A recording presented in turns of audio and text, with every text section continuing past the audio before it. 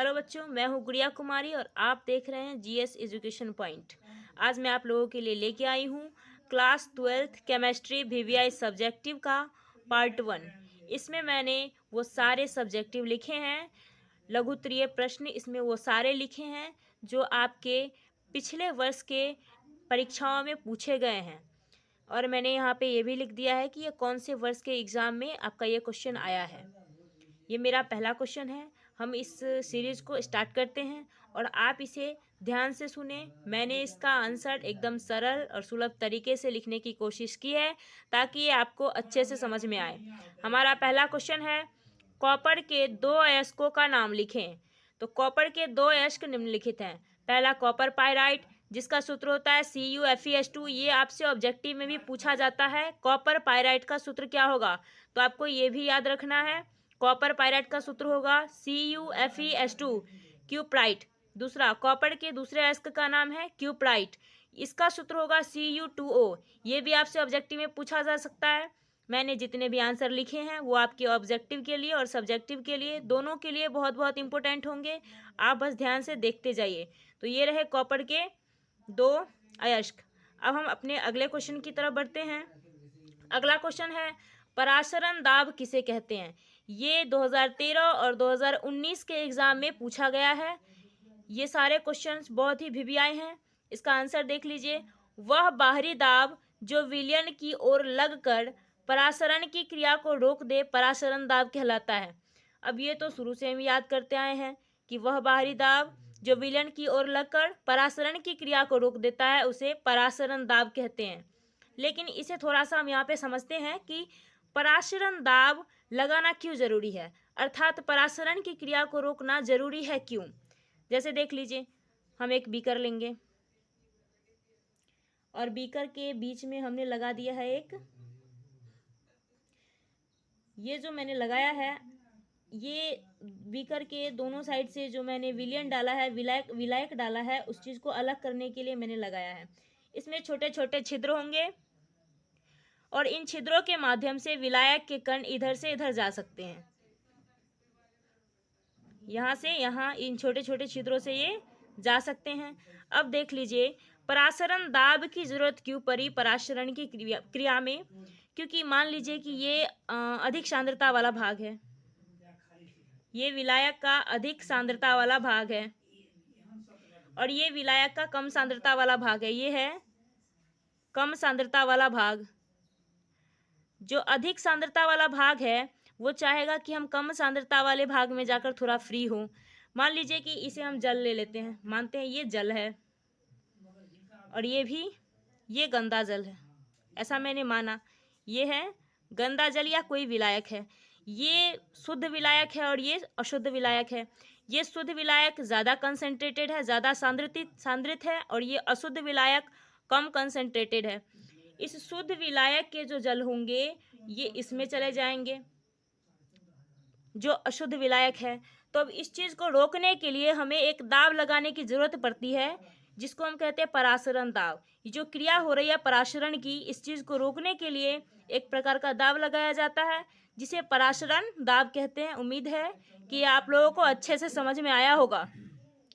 परासरण दाब को पाई से सूचित किया जाता है। ये ऑब्जेक्टिव में पूछा जा सकता है कि परासरण दाब को किस चीज़ से सूचित किया जाता है, तो आप लोग लगाइएगा, पाई से सूचित किया जाता है। ये होता है डायरेक्टली प्रोपोर्शनल टू कंसंट्रेशन सांद्रता। ये सांद्रता के सीधा समानुपाती होता है और सांद्रता विलय के सांद्रता के सीधे समानुपाती होता है। हम लिख सकते हैं पाई समानुपाती C। जैसे ये पाई टर्म हटेगा, यहाँ पे हो जाएगा C, R और T। ये परासरण का सूत्र है। ये समानुपाती टर्म हटाइएगा, यहाँ पे CRT आएगा। अब ये जो R है यहाँ पे pi is equal to CRT, इसमें R जो है वो है गैस स्थिरांक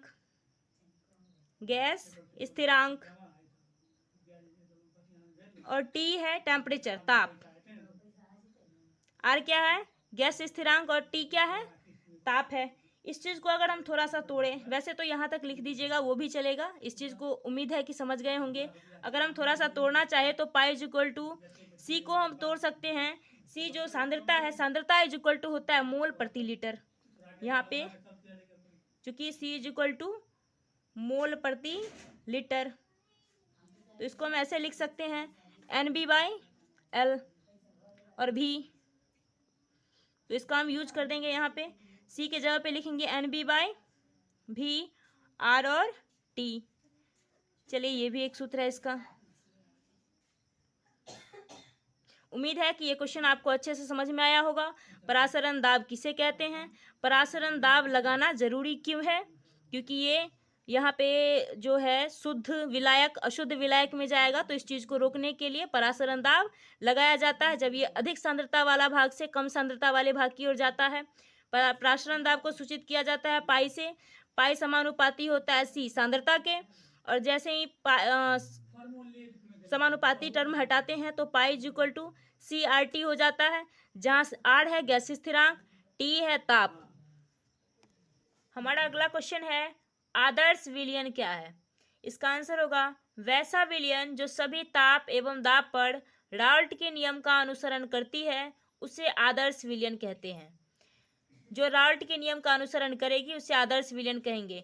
राल्ट का नियम कहता है, राल्ट के नियम में विलयन का वाष्प दाब होता है घटक के वाष्प दाब के बराबर। विलयन का वाष्प दाब होगा इक्वल घटक के वाष्प दाब के, घटक के वाष्प दाब के। विलयन के बाद ये राउल्ट का नियम कहता है, राउल्ट का नियम, और जो इस नियम का पालन करेगा वो विलयन आदर्श विलयन कहलाएगा।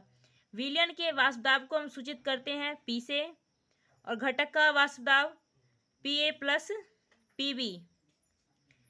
P is equal to P nought A plus P nought B. ये हो गया विलायक का वाष्प दाब। पी नॉट ए होगा विलायक का वाष्प दाब, तथा पी नॉट बी होगा विलय का वाष्प दाब। विलय का वाष्प दाब, वाष्प दाब। यह है राउल्ट का नियम। जो विलयन इस नियम का पालन करेगा वो आदर्श विलयन कहलाएगा, और इसमें आदर्श विलयन में डेल भी का मान 0 हो जाता है तथा डेल एच का मान भी 0 होता है। डेल वी जो है यह है वेग में परिवर्तन, वेग में परिवर्तन। आदर्श विलयन के वेग में परिवर्तन का मान होता है 0, तथा ये जो है डेल एच ये है एंथैल्पी परिवर्तन, एंथैल्पी परिवर्तन। इसका मान भी आदर्श विलयन में 0 ही होगा। एंथैल्पी परिवर्तन जो होता है वो स्थिर दाब पर की गई प्रतिक्रिया या अभिक्रिया में उत्सर्जित या अवशोषित ऊष्मा की मात्रा, ये एंथैल्पी परिवर्तन जो होती है, एंथैल्पी परिवर्तन ये उत्सर्जित या अवशोषित मात्रा होती है किसी अभिक्रिया की, जब वो अभिक्रिया स्थिर दाब पर की जाए। स्थिर दाब पर की गई अभिक्रिया की, दाब पर की गई अभिक्रिया में उत्सर्जित ऊष्मा और अवशोषित ऊष्मा के परिवर्तन को ही एंथैल्पी परिवर्तन कहते हैं। और आदर्श विलयन में वेग में परिवर्तन तथा एंथैल्पी परिवर्तन दोनों का मान होता है 0। चलिए आदर्श विलयन के बारे में थोड़ा और जानते हैं हम। कैसे विलयन, कोई अगर क्वेश्चन पूछे कि कैसे विलयन आदर्श विलयन बनाएंगे, तो वैसे विलयन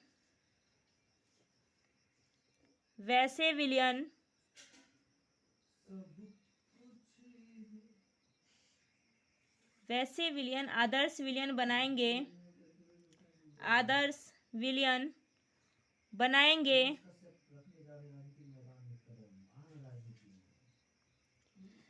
जिसमें घटकों का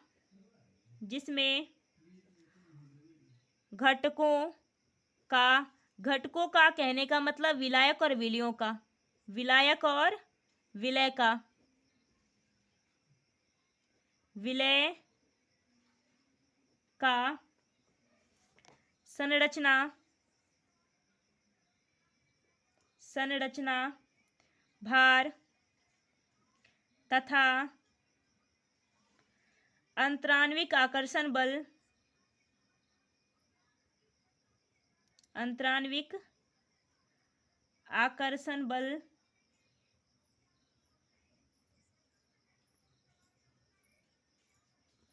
सब समान हो, समान हो। कहने का मतलब वैसे विलयन आदर्श विलयन बनाएंगे जिसमें घटकों का संरचना, भार तथा अंतराण्विक आकर्षण बल समान हो। घटक मतलब विलायक और विलय। चलिए एक बार फिर से देखते हैं हम आदर्श विलयन क्या होता है। वैसा विलयन जो सभी ताप एवं दाब पर राल्ट के नियम का अनुसरण करती है उसे आदर्श विलयन कहते हैं। विलयन का वाष्प दाब घटक के वाष्प दाब के बराबर होता है, ऐसा किसने कहा था? राल्ट ने। राल्ट साहब का ये नियम है। इस नियम में विलयन का वाष्प दाब विलयन के वाष्प दाब को पी से सूचित करते हैं और ये है घटक का वाष्प दाब। घटक में विलायक और विलय दोनों आएगा क्योंकि विलायक और विलय के मिलने से ही विलयन का निर्माण होता है। अब ये पी नॉट ए और प्लस में P nought B, P nought ए विलायक का वाष्प दाब और पी नॉट बी विलय का वाष्प दाब। जो इस नियम का पालन करेगा उसे ही कहेंगे आदर्श विलयन, वही कहलाएगा आदर्श विलयन। आदर्श विलयन में डेल भी का मान 0 होता है, डेल एच का मान 0 होता है, डेल भी वेग में परिवर्तन और डेल एच एंथैल्पी में परिवर्तन होता है। अब अगर कोई पूछे कि आदर्श विलयन कैसा विलयन होगा, कैसे विलयन को हम आदर्श विलयन कहेंगे, तो उसमें ये सारे गुण होने चाहिए। वैसे विलयन आदर्श विलयन बनाएंगे जिसमें घटकों का संरचना, भार तथा अंतराण्विक आकर्षण बल समान हो। घटक में विलायक और विलय। उम्मीद है ये आंसर आपको अच्छे से समझ में आया होगा। हमारा अगला क्वेश्चन है ब्राउनी गति क्या है। ये क्वेश्चन 2017 के एग्जाम में पूछा गया है केमिस्ट्री में। इसका आंसर होगा किसी तरल पदार्थ के अंदर तैरते हुए कण टेढ़ी मेढ़ी दिशा में गमन करते रहते हैं। यहाँ पे करने नहीं, करते होगा, करते रहते हैं। कणों की इसी गति को ब्राउनी गति कहते हैं। ये कण तरल के कणों से टकराकर ही टेढ़ी मेढ़ी दिशा में गति करते हैं। कोई भी तरल पदार्थ जो होता है उसमें बहुत सारे कण इधर उधर गमन करते रहते हैं। अब ये कण गमन करते करते एक दूसरे कण से टकराकर अपनी दिशा बदल देते हैं, फिर इससे टकराकर अपनी दिशा इधर बदल देते हैं। कणों के इसी गति को, तरल में कणों के इसी गति को हम ब्राउनी गति कहते हैं। ब्राउनी गति को प्रभावित करने वाले कारक, ये जो ब्राउनी गति है इसको प्रभावित करने वाले कारक निम्नलिखित हैं। माध्यम का घनत्व, अगर माध्यम का घनत्व बदलता रहा तो कणों की गति भी बदल जाएगी। माध्यम का ताप, ब्राउनी गति ताप पर भी निर्भर करता है। और कणों का वेग, एक दूसरे कणों के वेग पे भी ब्राउनी गति निर्भर करता है। चलिए उम्मीद है ये क्वेश्चन आपको अच्छे से समझ में आया होगा। चलिए हमारा अगला क्वेश्चन है अनादर्श विलयन क्या है। यह क्वेश्चन आपका 2019, 2020 और 2022 में पूछा जा चुका है। बहुत ही ज़्यादा इम्पोर्टेंट है। इससे पहले मैंने आदर्श विलयन की चर्चा की है। आदर्श विलयन और अनादर्श विलयन, इन दोनों क्वेश्चन को कई बार पूछा जा चुका है। तो चलिए हम इसके आंसर की तरफ बढ़ते हैं। वैसा विलयन जो सभी ताप एवं दाब पर राल्ट के नियम का अनुसरण नहीं करती है उसे अनादर्श विलयन कहते हैं। आदर्श विलयन में था कि वो राल्ट के नियम का अनुसरण करता था, और अनादर्श विलयन में जो अनादर्श विलयन होते हैं वे राल्ट के नियम का अनुसरण नहीं करते हैं। चलिए अब एक राल्ट के नियम को थोड़ा समझते हैं। राल्ट साहब जो थे ये एक नियम दिए थे। इनके नियम के अनुसार विलयन का वाष्प दाब, विलयन का वाष्प दाब ये बराबर होता है, विलयन का जो वाष्प दाब होता है वो बराबर होता है घटक के वाष्प दाब के, घटक के वाष्प दाब के, घटक के वाष्प दाब के। इसमें विलयन का वाष्प दाब बराबर होता है घटक के वाष्प दाब के। विलयन के वाष्प दाब को हम लोग पी से सूचित करते हैं और घटक का वाष्प दाब पी ए प्लस में पी बी। ये विलायक का वाष्प दाब और ये विलय का वाष्प दाब, इसको हम लिख सकते हैं पी नॉट ए का ए प्लस में पी नॉट बी काई बी। ये उन्होंने नियम दिया था। विलयन का वाष्प दाब बराबर होगा प्रत्येक घटक के वाष्प दाब के। ये हो गया राउल्ट का नियम। पर ये अनादर्श विलयन जो होता है इस नियम का पालन नहीं करता है, इसलिए इसमें डेल एच का मान डेल भी का मान 0 के बराबर नहीं होता है और डेल एच का मान भी 0 के बराबर नहीं होता है। मैंने बताया था डेल भी को कहा जाता है वेग में परिवर्तन, वेग में परिवर्तन, और डेल एच को कहा जाता है एंथैल्पी परिवर्तन। मैंने इससे पहले वेग में परिवर्तन और एंथैल्पी परिवर्तन की चर्चा की है आदर्श विलयन में, इसलिए मैं इसमें सिर्फ इतना बता रही हूँ कि अनादर्श विलयन में डेल भी का मान 0 नहीं होगा और डेल एच का मान भी 0 नहीं होगा। अनादर्श विलयन जो होता है वो राउल्ट के नियम का पालन नहीं करता है। यह राउल्ट के नियम से अनादर्श विलयन राउल्ट के नियम से धनात्मक और ऋणात्मक विचलन प्रदर्शित करता है। धनात्मक और ऋणात्मक विचलन प्रदर्शित करता है। ऋणात्मक विचलन प्रदर्शित करता है, प्रदर्शित करता है। चलिए, धनात्मक और ऋणात्मक विचलन को इस वीडियो में समझाना थोड़ा सा हार्ड होगा क्योंकि ये टॉपिक थोड़ी सी बड़ी है, इसके लिए मैं कोई एक वीडियो लेके आऊँगी आप लोगों के लिए। अभी फ़िलहाल इतना समझिए कि वैसा विलयन जो सभी ताप एवं दाब पर राउल्ट के नियम का अनुसरण नहीं करती है या पालन नहीं करती है उसे अनादर्श विलयन कहते हैं। राउल्ट का नियम है विलयन का वाष्प दाब होता है बराबर घटक के वाष्प दाब के। P is equal to P A plus P B, P is equal to P nought A का ए प्लस में पी नॉट बी का बी। ये हो गया विलायक का वाष्प दाब और ये हो गया विलय का वाष्प दाब। ये राउल्ट का नियम है और इसका पालन अनादर्श विलयन नहीं करती है, इसीलिए इसको कहते हैं अनादर्श विलयन। अनादर्श विलयन में डेल भी का मान 0 के बराबर नहीं होगा, डेल एच का मान भी 0 के बराबर नहीं होगा। अनादर्श विलयन राउल्ट के नियम से धनात्मक और ऋणात्मक विचलन प्रदर्शित करेगा। चलिए, उम्मीद करते हैं कि आप लोगों को अच्छे से समझ में आया होगा। हमारा अगला क्वेश्चन है अमोनिया एक अच्छा लिगेंड है क्यों? यह 2020 में पूछा जा चुका है। चलिए इसके आंसर को समझते हैं। अमोनिया एक अच्छा लिगेंड है क्योंकि अमोनिया के नाइट्रोजन में एक इलेक्ट्रॉन युग्म उपस्थित होता है जिससे यह किसी अन्य तत्व से आसानी से उपसंयोजन बंधन बना लेता है। चलिए इस चीज को समझते हैं कि इसमें एक इलेक्ट्रॉन युग्म उपस्थित होता है कैसे। अमोनिया का सूत्र होता है NH3। इसका संरचना जब बनाएंगे तो अमोनिया के बाह्यतम कक्षा में 5 इलेक्ट्रॉन होते हैं जिसमें से 3 इलेक्ट्रॉन हाइड्रोजन के साथ साझा कर लेता है, 2 हाइड्रोजन और तीसरा हाइड्रोजन। यहाँ पे अमोनिया के 3 इलेक्ट्रॉन हाइड्रोजन से साझा कर लेते हैं और अपने बाह्यतम कक्षा में 8 इलेक्ट्रॉन पुराते हैं, लेकिन इसका 2 इलेक्ट्रॉन यहाँ पे फ्री रहता है। यह इलेक्ट्रॉन युग्म है, ये फ्री इलेक्ट्रॉन यहाँ पे इलेक्ट्रॉन युग्म है। ये फ्री इलेक्ट्रॉन किसी अन्य तत्वों से तुरंत उपसंयोजन बंधन द्वारा जुड़ जाता है। उपसंयोजन बंधन द्वारा जुड़ने की प्रवृत्ति रखता है, इसीलिए अमोनिया को एक अच्छा लिगेंड माना गया है। यहाँ पे समझिए सही से, अमोनिया के बाह्यतम कक्षा में 5 इलेक्ट्रॉन होते हैं जिसमें से 3 इलेक्ट्रॉन हाइड्रोजन के साथ साझा कर लेता है और बाकी के 2 इलेक्ट्रॉन जो बचते हैं, एक इलेक्ट्रॉन युग्म, 2 इलेक्ट्रॉन से एक इलेक्ट्रॉन का युग्म बनता है। यह इलेक्ट्रॉन युग्म किसी अन्य तत्व के साथ उपसंयोजन बंधन के द्वारा आसानी से जुड़ने की प्रवृत्ति रखता है, इसलिए अमोनिया को एक अच्छा लिगेंड कहते हैं और यही बात मैंने यहाँ पे लिखी है। यहाँ पे एक ध्यान रखने योग्य बात ये है कि अमोनिया जो है उसे मोनोडेंटेड लिगेंड कहते हैं। इसके इसी गुण के कारण अमोनिया को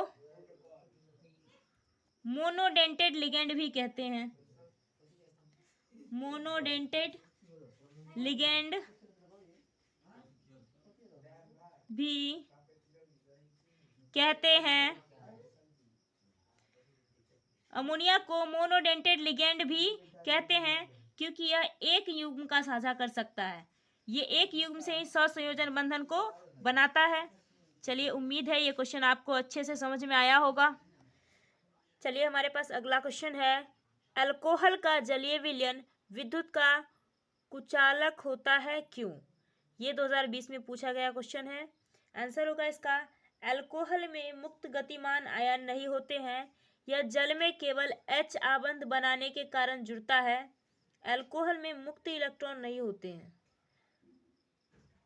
मुक्त H+ आयन नहीं होते हैं, गतिमान आयन नहीं होते हैं। यह जल में केवल H आबंध बनाने के कारण जुड़ता है, इनके वियोजन के कारण नहीं। ये टूटता नहीं है और H+ आयन मुक्त नहीं करता है, H+ आयन मुक्त नहीं करता है, अर्थात अल्कोहल का वियोजन होकर H+ आयन मुक्त नहीं होता है, इसलिए जलीय विलयन में विद्युत का कुचालक होता है अल्कोहल। यह ऊष्मा या गर्मी का भी कुचालक होता है क्योंकि यह एक सहसंयोजक यौगिक है एवं इसके बंधन भी बहुत शक्तिशाली होते हैं जो जल्दी टूट नहीं पाते हैं। चलिए, हमारा अगला क्वेश्चन है, किसी संक्रमण श्रेणी में केवल 10 तत्व होते हैं क्यों? ये 2014 में पूछा हुआ क्वेश्चन है। इसका आंसर देखते हैं। संक्रमण श्रेणी में केवल 10 तत्व होते हैं क्योंकि इस श्रेणी में वैसे तत्वों को रखा जाता है जिसका d ऑर्बिटल या अर्थात d उपकक्षक अपूर्ण होता है। d उपकक्षक के पास अधिकतम तत्व रखने की क्षमता 10 ही होती है क्योंकि इसमें अधिकतम इलेक्ट्रॉन की संख्या भी 10 ही होती है। अतः संक्रमण श्रेणी में केवल 10 तत्व ही होंगे। उपकक्षक 4 प्रकार के होते हैं, S, P, T और F। S में ज़्यादा से ज़्यादा 2 इलेक्ट्रॉन आ सकते हैं, P में ज़्यादा से ज़्यादा 6, D में ज़्यादा से ज़्यादा 10 इलेक्ट्रॉन आ सकते हैं और F में ज़्यादा से ज़्यादा 14। अब चूंकि D में 10 इलेक्ट्रॉन ही आते हैं, अतः यह अपने उपकक्षक में D में सिर्फ और सिर्फ 10 तत्व ही शामिल होंगे।